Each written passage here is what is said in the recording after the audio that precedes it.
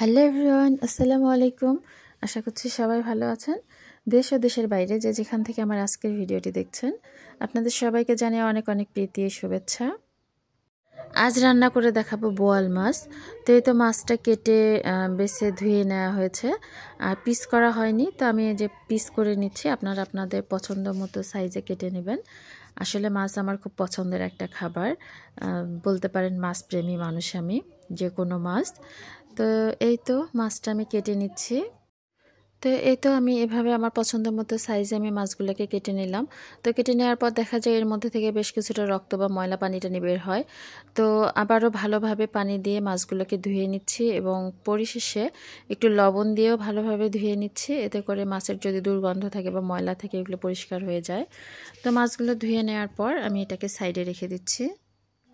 তো এই তো রান্নার জন্য এখানে নিয়েছি আমি কিছু পেঁয়াজ কুচি, আর এখন এটাকে আমি বাটনায় বেটে নিচ্ছি। আপনারা চাইলে এটি ব্লেন্ড করে নিতে পারেন, তো আমি বাটনার মধ্যে বেটে নিচ্ছি।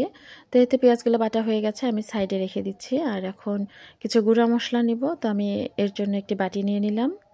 তো বাটি বা পিঁড়ি যাই বলেন না কেন, তো নিয়ে নিচ্ছি আমি এখানে মরিচের গুঁড়া। আমি এখানে আমার পছন্দ মতোই দিয়ে দিচ্ছি, মানে স্বাদ মতো। তো এখানে একটু ঝাল বেশি দিব। তো 1 চামচের বেশি দিয়ে দিলাম মরিচের গুঁড়া, 1 চামচের একটু বেশি দিয়ে দিচ্ছি হলুদের গুঁড়া। আর এখানে জিরা আর ধনিয়া একসঙ্গে গুঁড়া করে নেওয়া আছে, এটাও 1 চামচের একটু বেশি দিয়ে দিয়েছি। আর দিয়ে দিচ্ছি স্বাদ মতো লবণ। তো এই তো সব গুঁড়া মশলাগুলোকে নিয়ে আমি আজ এখানে একটু পানি দিয়ে দিচ্ছি।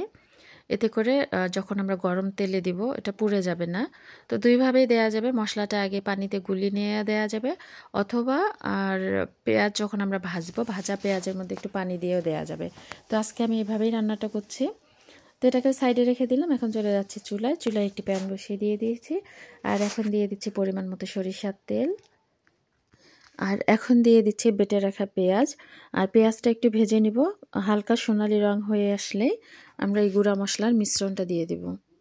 তো এই তো আমাদের পেঁয়াজগুলো ভাজা হয়ে গেছে, দেখতেই পাচ্ছেন এটা সোনালি রং হয়ে এসেছে। তো এখন গুঁড়া মশলার মিশ্রণটা দিয়ে দিলাম, আর বাটিটা ধুয়ে সামান্য পানি দিয়ে দিচ্ছি। আর মশলাটাকে খুব ভালোভাবে কষিয়ে নিতে হবে। আমি সবসময় বলি যে কোনো রান্নায় মশলাটা আসলে যত ভুনানো হয় বা কষানো হয়, এর স্বাদ কিন্তু তত ভালো হয়। তো আমি চুলার জাল কমাই দিয়ে ঢাকনা দিয়ে 4 থেকে 5 মিনিটের মতো মশলাটাকে রান্না করে নিব। আর মাঝে 2-1 বার নাড়াচাড়া করে দিতে হবে। এদিকে আমি একটি প্যানের মধ্যে একটু পানি গরম করে নিচ্ছি, রান্নায় গরম পানি ব্যবহার করা হবে এর জন্য। তো 4-5 মিনিট পরে আমি ঢাকনাটাকে উঠিয়ে নিলাম, আর দেখতেই পাচ্ছেন যে মশলা থেকে তেলও ছেড়ে দিয়েছে।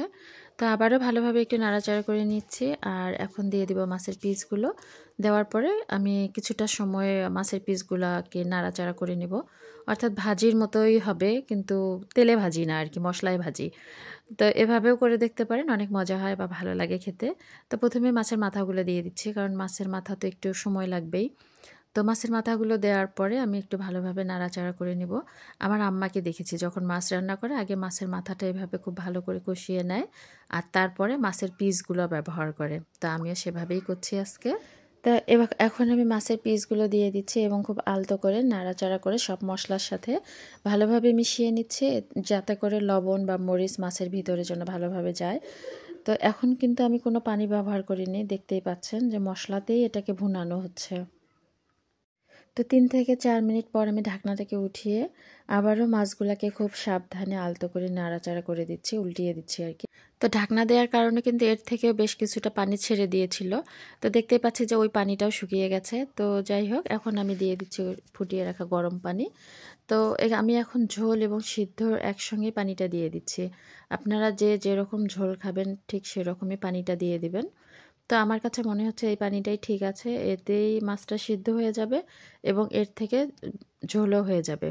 এই তো মাছের ঢাকনা দিয়ে 15 থেকে 20 মিনিটের মতো রান্না করে নিতে হবে, আর এর মাঝে 2-3 বারের মতো নাড়াচাড়া করে দিতে হবে, আর পারলে আপনারা সেঁক করেও নিতে পারেন। তো এই তো মাছ প্রায় আমাদের রান্না হয়ে গেছে, আমি এই অবস্থায় নামিয়ে নিলাম। তো এখন মাছগুলোকে আমি পরিবেশন পাত্রে উঠিয়ে নিচ্ছি। আর এতটা সময় জুড়ে আমার সাথে থাকার জন্য আপনাদের সবাইকে জানাই অনেক অনেক ধন্যবাদ। সবাই ভালো থাকবেন, সুস্থ থাকবেন, সুন্দর থাকবেন। আগামী রেসিপি দেখার আমন্ত্রণ জানিয়ে আজকের মতো বিদায় নিচ্ছি। আল্লাহ হাফেজ, আসসালামু আলাইকুম।